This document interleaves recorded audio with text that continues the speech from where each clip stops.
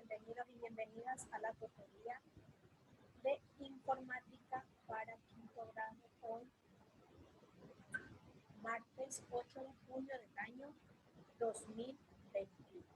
Vamos a empezar con nuestro tema del día de hoy en informática, que es sobre los dispositivos de almacenamiento. Podemos observar, entre ellos tenemos pendrive, las memorias, CD, disco duro, que son los dispositivos en donde podemos guardar la información. Puede ser de manera permanente o temporal.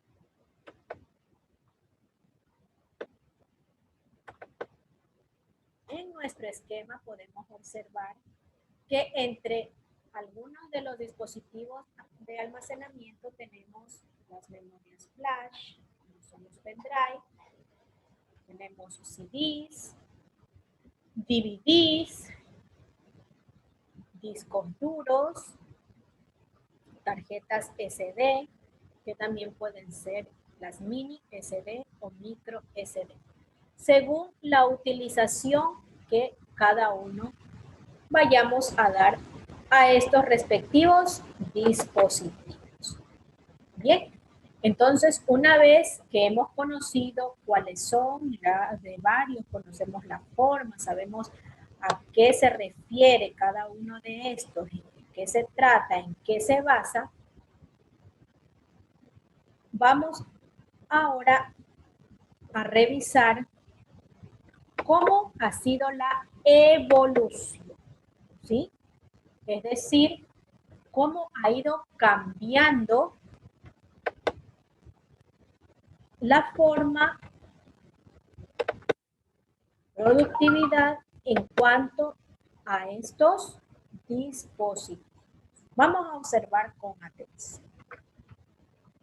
Los dispositivos de almacenamiento informático han cambiado mucho en las últimas décadas. La tecnología ha avanzado tanto que hemos saltado de utilizar pilas de tarjetas perforadas para almacenar y transmitir datos por unidades flash y almacenamiento en la nube. Hagamos un recorrido por la evolución de los dispositivos de almacenamiento. En la década de los 50 se crean las tarjetas perforadas que podían almacenar hasta 960 bytes. Las perforaciones de las tarjetas representaban los ceros y los espacios no perforados los 1. El almacenamiento de un solo archivo MP3 de 2 minutos hubiera obligado a utilizar más de 40.000 tarjetas. En la década de los 60 se crean las cintas magnéticas, utilizadas popularmente en cassettes de audio y video, pero también revolucionaron el sector informático. Una bobina de cinta magnética equivalía a 10.000 tarjetas perforadas. En cuanto al tamaño, podían tener una longitud de entre 2.400 y 4.800 pies. Una bobina podía almacenar alrededor de 5 a 10 megabytes. En la década de los 70 nacen los disquetes de 5,25 pulgadas. Este sistema de almacenamiento surgió por la demanda existente de un dispositivo de almacenamiento portátil para los PCs domésticos. Uno de estos discos podía almacenar hasta 1,2 megabytes. Los juegos de PC clásicos de esta época, como los King Quest de Sierra, se distribuían en estos discos.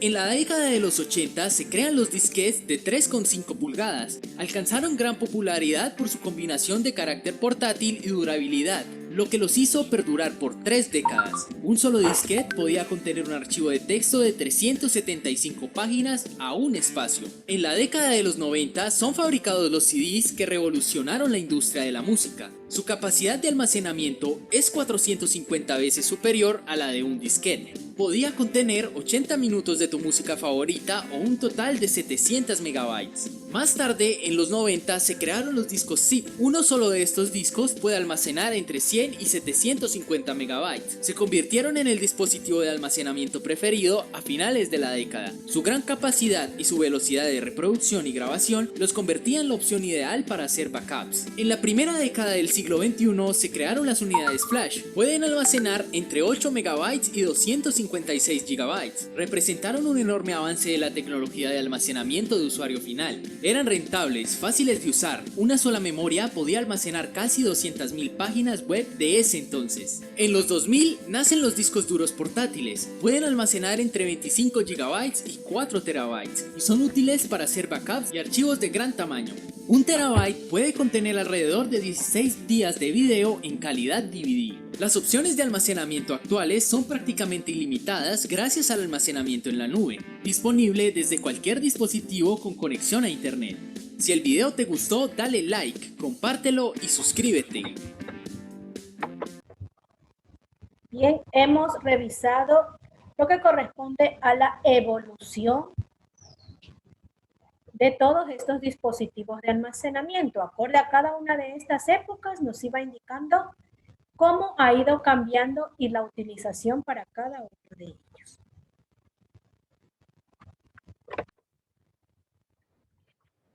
Y bien, entonces ahora sí vamos a comprender a través de la teoría a qué se refiere, cuál es la utilidad de cada uno de estos dispositivos para almacenar.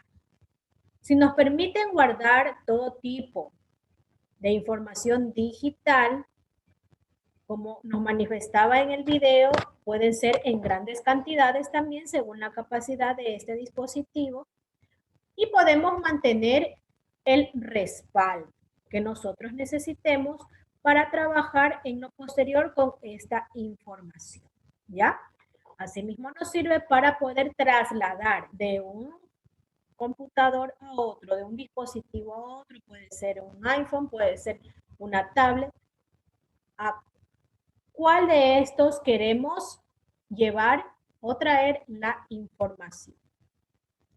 Habíamos visto los discos duros. Este es un medio para almacenamiento que se encuentra básicamente en el CPU, ¿no es cierto? En el case. Pero también hay otros, pueden denominarse como discos duros portátiles, ¿ya? Entonces podemos trasladarlo, como les manifestaba, a otro dispositivo con todo ese respaldo de información que podemos tener en otra de las CPU. Tenemos el pendrive, que es más conocido también como memoria. Ocupa poco espacio, es resistente y acorde a la capacidad de los gigas que mantenga, puede almacenarse la cantidad de la información, ¿sí? Es un dispositivo pequeño, ustedes conocen, saben, lo pueden trasladar de un computador a otro, de una laptop a otro, de un computador de escritorio, y ya el modelo que usted tenga de computador simplemente lleva su pendrive. Así mismo vienen en varios modelos, pero por su tamaño, que es compacto, entonces se hace mucho más fácil el traslado de la información.